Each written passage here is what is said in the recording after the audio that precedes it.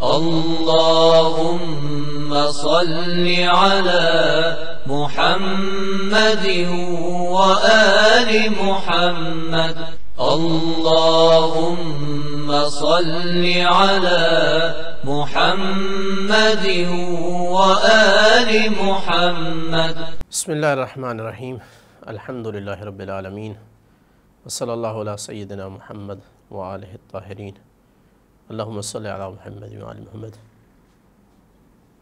مجھے اس بات کا امر کیا گیا ہے کہ میں اپنے نوجوان بھائیوں کے لیے عقائد کے حوالے سے کچھ انفارمیشن دوں۔ تو اس سے پہلے کہ ہم تفصیلی طور پر عقائد کو بیان کریں، چند ایک نکات جو یعنی کلی معانی پر مشتمل ہے، عقائد سے تعلق رکھتے ہیں، ان کو بیان کرنا ضروری سمجھ رہا تھا۔ سب سے پہلا نقطہ کہ عقیدہ ہوتا کیا ہے۔ عقیدہ لفظ عین قاف دال عقد سے لیا گیا ہے، اور عقد کا معنی ہوتا ہے گرہ لگانا کسی چیز پر۔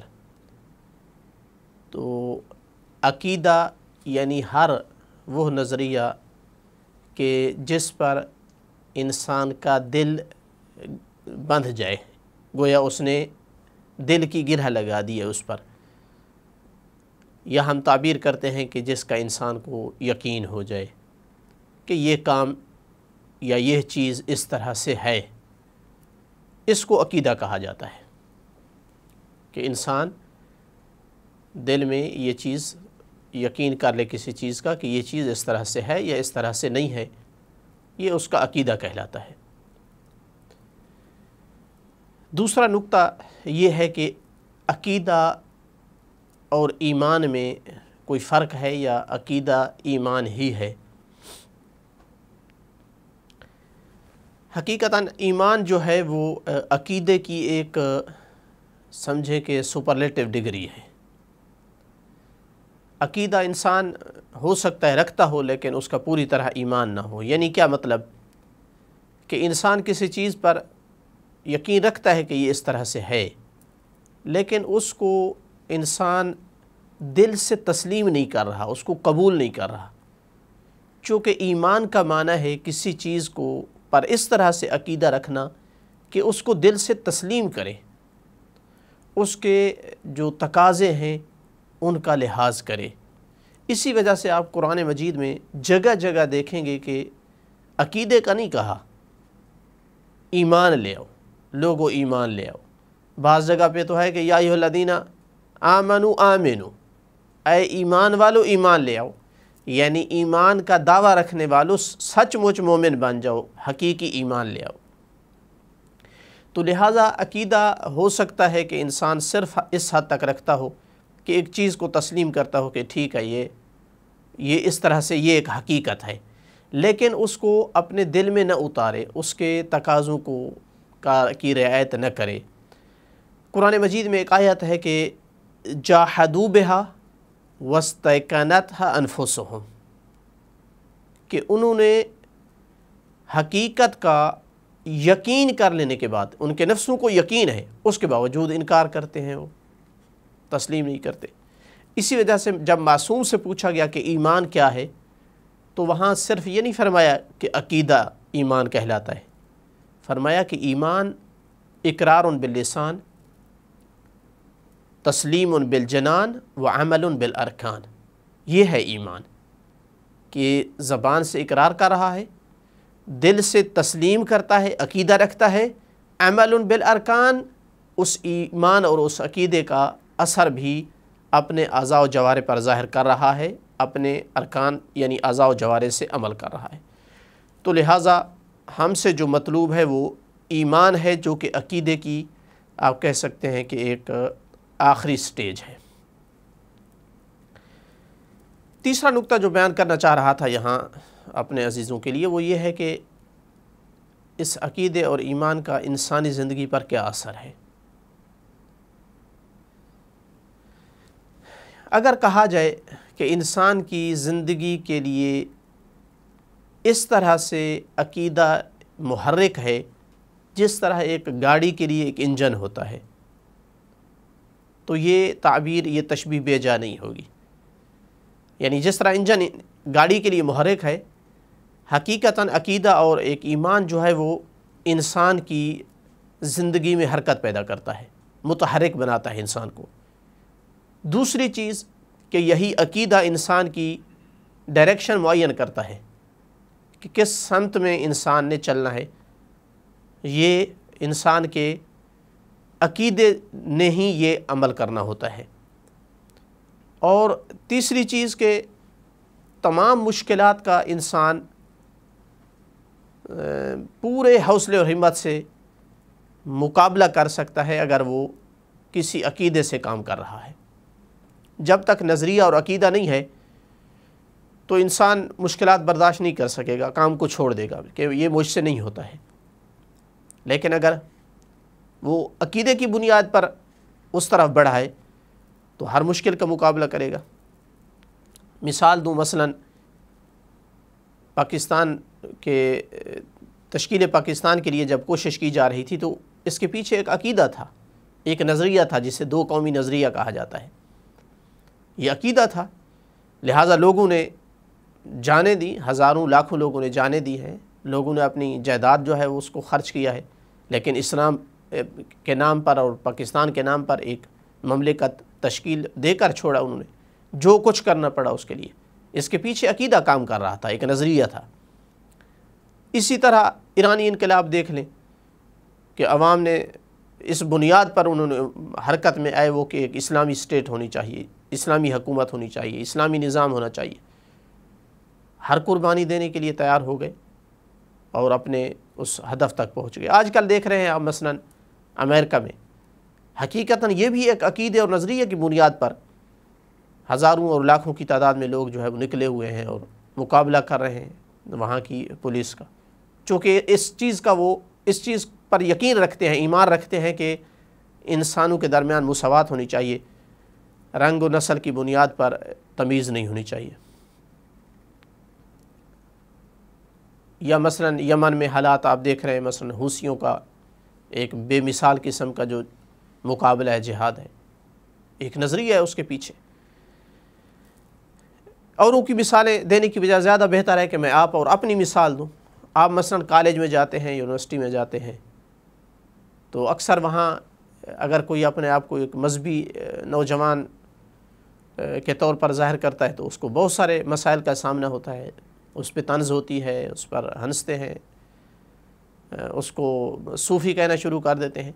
تو اب یہاں جس بچے کے پاس پورا ایک عقیدہ اور ایمان ہے کہ میں نے اللہ اور اس کے رسول کو راضی رکھنا ہے، میں نے امام زمانہ جل اللہ فرجہ شریف کو راضی رکھنا ہے، مجھے کسی اور کی یعنی ناراضگی اور رضا کی کوئی پرواہ نہیں ہے، تو وہ یہ سارا کچھ یعنی اس کو فیس کرتا ہے، وہ اپنے نظریے سے نہیں ہٹتا۔ مجھے یاد ہے میں پچھلے سال علی پور چٹھا میں جب ہم گئے تو کچھ برادران جو پہلے شارٹ کورس میں آئے تھے، ان میں سے ایک برادر میسم تھے، تو میں نے ان سے پوچھا تھا کہ آپ نے کیا سیکھا ہے ہمارے ہاں شارٹ کورس کر کے پچھلے سال؟ تو چند چیزیں انہوں نے بتائیں۔ ایک اس میں سے یہ کہا کہ اس کے بعد میں وہاں جو ہے کلاس میں اپنے آپ کو نہیں چھپاتا ہوں کہ میں شیعہ ہوں، اور میں سجدگاہ لے کر کے گھر سے گیا تھا اور مسجد میں سجدگاہ رکھ کر نماز پڑھتا ہوں۔ چونکہ ورک کیا گیا ان 20 دنوں میں، یعنی بچوں کے نظریے عقیدے کو مضبوط کیا گیا کہ ہم نے جو ہے وہ ہمارا یہ راستہ معین ہے، اس پہ ہماری نجات ہے، اس پہ چلنا ہے، تو پھر کوئی اور راضی ہو یا ناراض ہو اس کی پرواہ نہیں رہتی ہے۔ ہم مثلاً اپنی فیلڈ کی بات کر لیں تو جو بچہ مثلاً دینی مدرسے میں یا حوزے میں ایک عقیدے اور نظریے کے تحت آتا ہے تو وہ ساری مشکلات برداشت کرتا ہے اور دین پر کبھی سودا نہیں کرتا ہے۔ لیکن وہ کہ جس کے عقیدے میں کمزوری ہوتی ہے وہ چھوٹی موٹی مشکل بھی برداشت نہیں کرتا اور اپنا جو ہے وہ دوسرے ہاتھوں پہ آ جاتا ہے، اپنا دین کے سودا کرنے پہ آ جاتا ہے، جس طرح آپ دیکھ رہے ہیں مثلا ہر فیلڈ میں۔ تو لہٰذا جہاں جہاں بھی انسان کی حرکت میں، عمل میں، کردار میں کمزوری نظر آئے تو سمجھ لیں کہ اتنی مقدار میں عقیدے اور ایمان میں کمزوری ہے، چونکہ اصل محرک جو ہے وہ انسان کا عقیدہ ہے۔ چوتھا جو نقطہ بیان کرنا مقصود ہے یہاں مختصر انداز میں، وہ یہ ہے کہ دین میں عقیدہ اور ایمان اور معرفت اس کی کیا ویلیو ہے، کیا اس کی اہمیت ہے۔ دیکھیں، دین جو ہے، دین اسلام مرکب ہے تقریباً آپ کہہ سکتے ہیں کہ 3 چیزوں سے۔ ایک یہ عقیدہ ہو گیا جس کو ہم اصول دین کہتے ہیں، ایک اخلاق ہے، نفس کی اوصاف حمیدہ،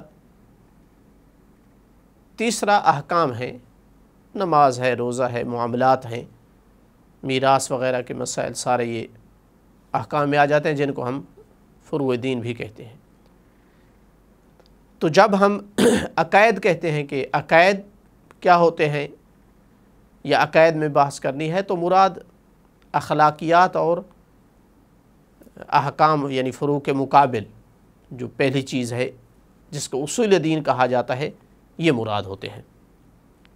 اہمیت کے حوالے اس کو دیکھا جائے تو اسلام اس کو اساس سمجھتا ہے، بنیاد سمجھتا ہے، اس لیے اس کو اصول کا نام دیا گیا ہے۔ اگر یہ نہ ہو، اس میں خلل ہے کہیں پر، تو پھر اسلام کی نگاہ میں کوئی فائدہ نہیں ہے انسان کے اعمال کا، یعنی اس کو حتی نیکیوں کا بھی کوئی ثواب نہیں ملے گا، اس کی کوئی عبادت قبول نہیں ہوگی، چونکہ یہ بنیاد ہے، یہ درست کیے بغیر انسان کامیاب نہیں ہو سکتا ہے۔ کبھی ایسا ہو سکتا ہے کہ انسان کے عقائد اور بصیرت اور معرفت درست ہو تو بغیر عمل کے بھی بعض صورتوں میں انسان نجات پا سکتا ہے، کہ جس طرح کہ مثلا بچہ بالغ ہوا ہے، وہ جو ہے ٹھوس ادلہ کی بنیاد پر اس کے ذہن میں عقائد جو ہے وہ راسخ تھے، عمل کرنے کی نوبت نہیں ہے کہ دنیا سے چلا گیا ہے، تو یہ نجات پا گیا ہے۔ لیکن اگر ان میں کمزوری ہے، خلل ہے، تو قرآن مجید کی نگاہ میں اس بندے کے اعمال کی کوئی ویلیو نہیں ہے، بلکہ یہاں تک قرآن نے تعبیرات استعمال کی ہیں ایسے آدمی کے بارے میں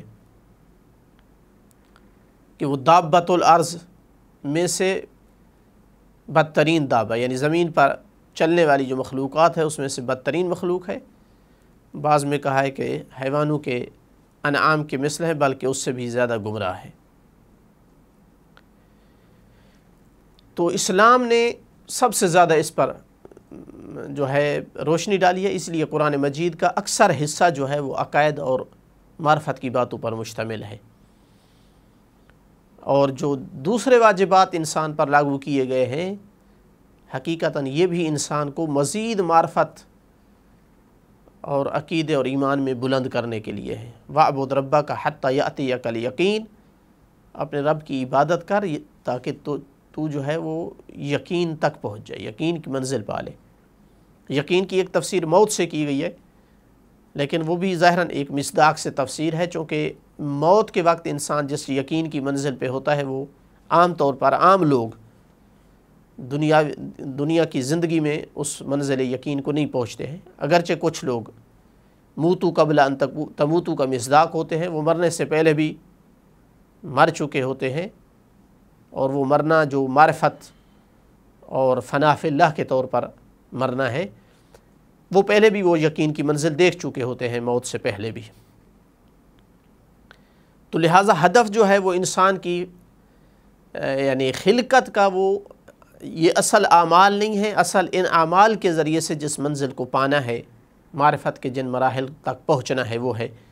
اسی لیے جب آیت میں آیا کہ ما خلقت الجن والانس الا لیعبدون، تو معصوم نے اس کی تفسیر میں فرمایا کہ الا لیعرفون، تاکہ معرفت حاصل کریں۔ میں نے جنات اور انس کو خلق کیا ہے تاکہ وہ معرفت کو حاصل کریں۔ تو لہٰذا اصلی ہدف انسان کی خلقت کا وہ اسلام کی نگاہ میں انسان کی معرفت ہے۔ پانچواں نقطہ جو یہاں بیان کرنا مقصود ہے وہ یہ ہے کہ کیوں ضرورت پیش آتی ہے کہ ہم عقائد کے بارے میں بحث کریں، جبکہ ہم خود بھی ایمان رکھنے والے ہوتے ہیں، ہمارے سامعین، ہمارے برادر عزیز نوجوان بھی وہ عقائد رکھتے ہیں، مومنین میں سے ہیں، تو پھر بھی کیا ضرورت پڑتی ہے کہ ہم اپنے دروس وغیرہ میں جو ہے ضرور عقائد کی باتوں کو لے آتے ہیں۔ اس کی چند ایک وجوہات ہوتی ہیں۔ ایک وجہ تو یہ ہے کہ خود یہ بحثیں کرنا ایک افضل ترین عبادت شمار کیا گیا ہے۔ ہر ایسی چیز میں غور و فکر کرنا جو آپ کے یقین اور ایمان کو بلند کرے تو یہ کئی سال کی عبادات سے افضل قرار دیا گیا ہے۔ یہ محفل عبادت کی محفلیں شمار ہوتی ہیں۔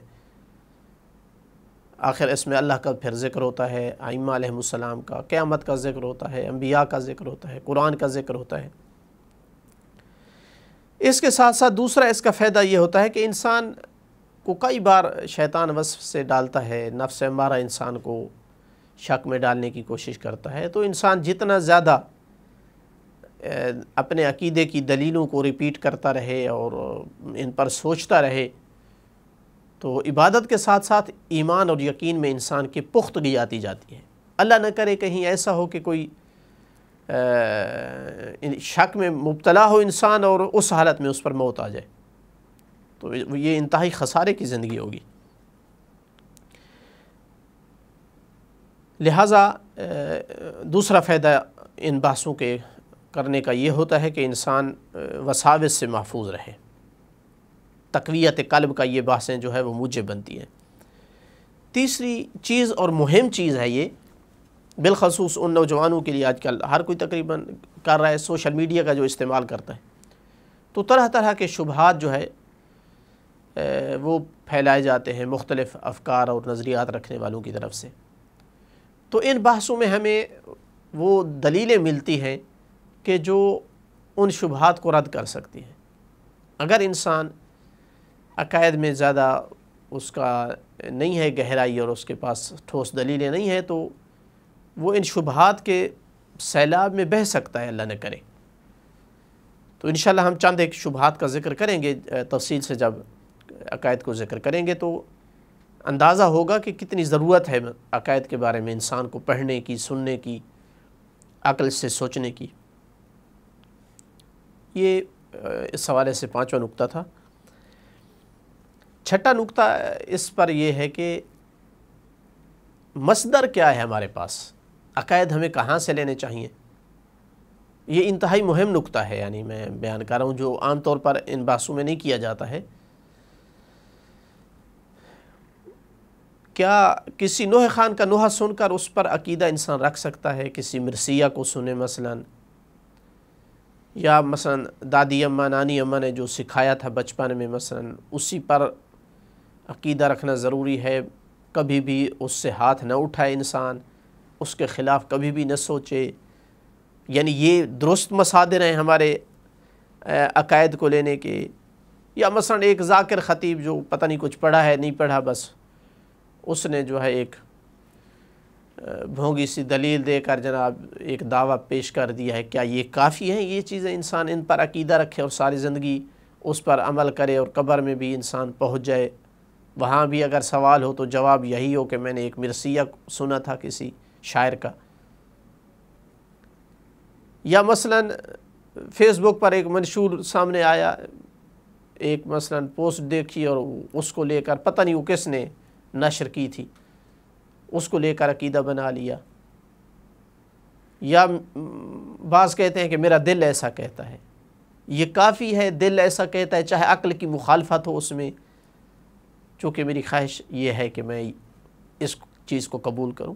یہ میں اس لیے عرض کر رہا ہوں کہ کتنے ایک لوگ جو ہے وہ ہم سے پوچھتے ہیں، جب ان کو جواب دیا جائے تو کہتے ہیں وہ مرثیہ میں تو اس طرح سے میں نے سنا ہے، یا نوح میں تو یہ تھا، یا ہمیں وہ باپ دادا نے تو مثلا اس طرح سے سکھایا تھا گھر میں۔ اب باپ دادا کتنے پڑھے لکھے تھے یہ نہیں دیکھنا کہ وہ لکیر کے فقیر تھے یا ان کو کچھ مثلا کوئی چیز آتی جاتی تھی۔ لہٰذا یہ سارے مصدر عقائد اتنے یعنی سستی چیز نہیں ہے کہ آرام سے جو ہے وہ ہر چیز سے آپ عقائد کو لیتے جائیں۔ اہم ترین مصدر عقائد کا وہ آپ کی عقل ہے۔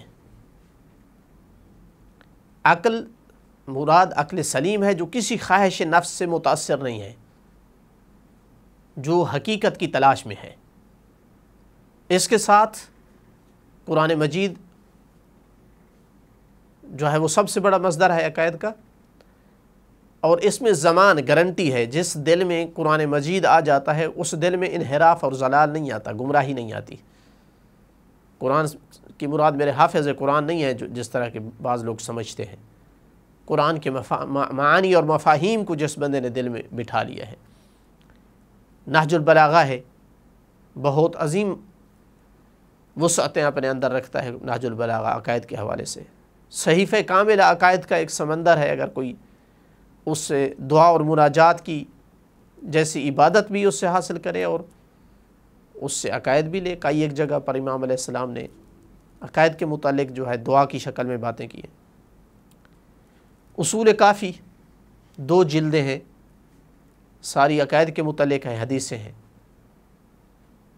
کافی جو ہے اس کے 3 حصے، 2 جلدیں پہلی عقائد کے بارے میں ہے، پھر جو ہے وہ 5 جلدیں احکام اور فروع کے بارے میں، اور آخری روضۃ الکافی ہے۔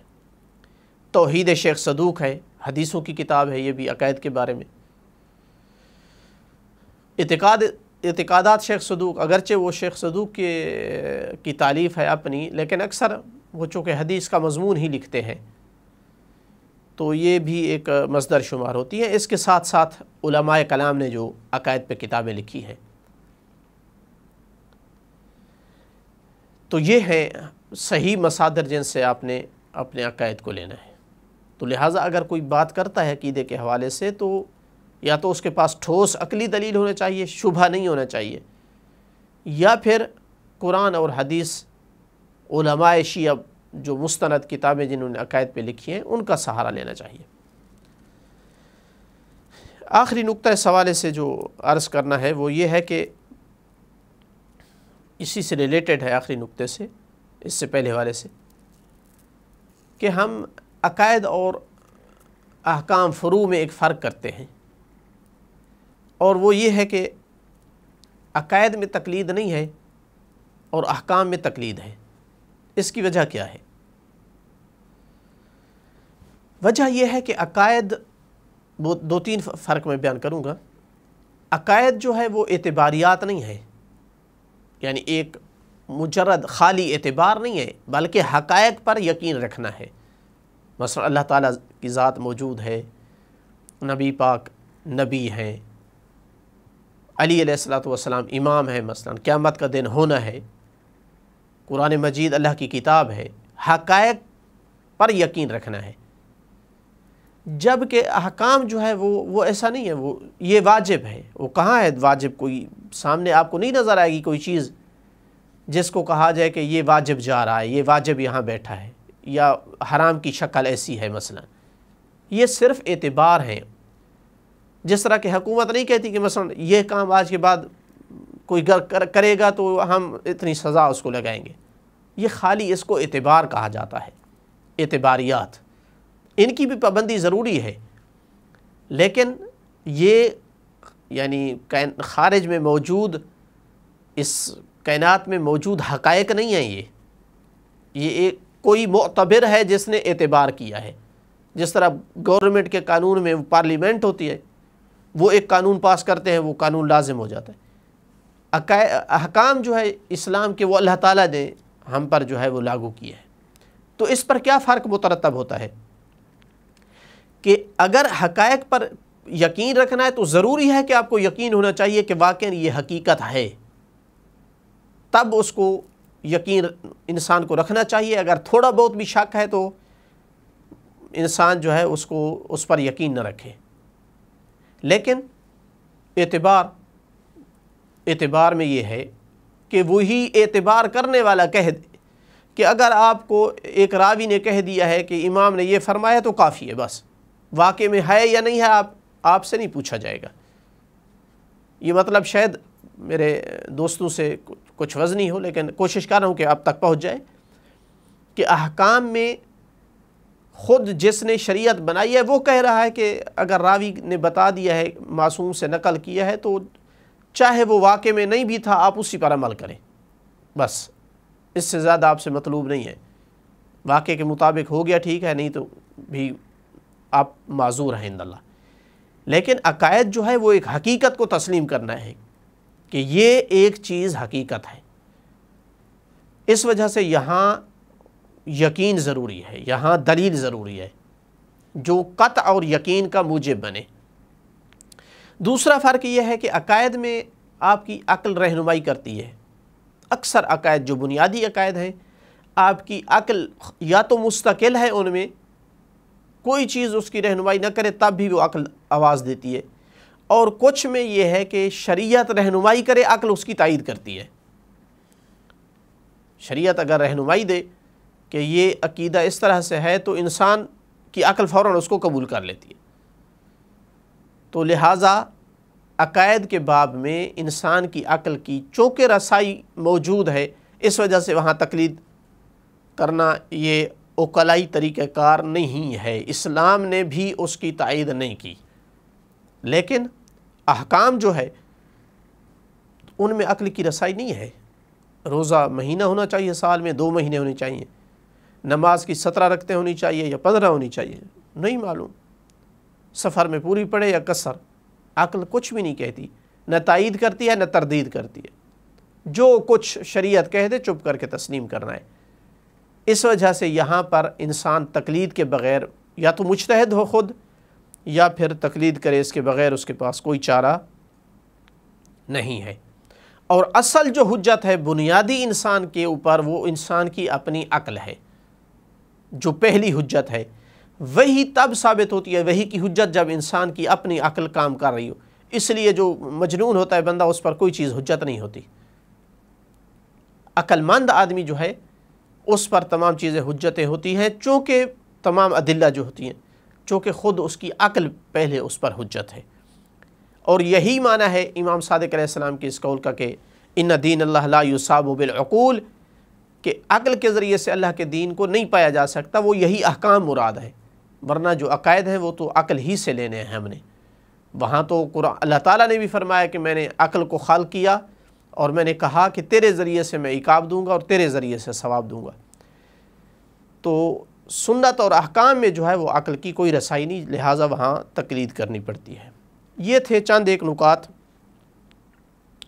کہ جو عقائد کے تمہید کے طور پر ہم نے بیان کرنے تھے۔ انشاءاللہ اگلے درس میں جو ہے وہ تفصیل سے جو ہے عقائد پر گفتگو ہوگی۔ الحمدللہ رب العالمین، وصلی اللہ علی سیدنا محمد وآلہ الطاہرین۔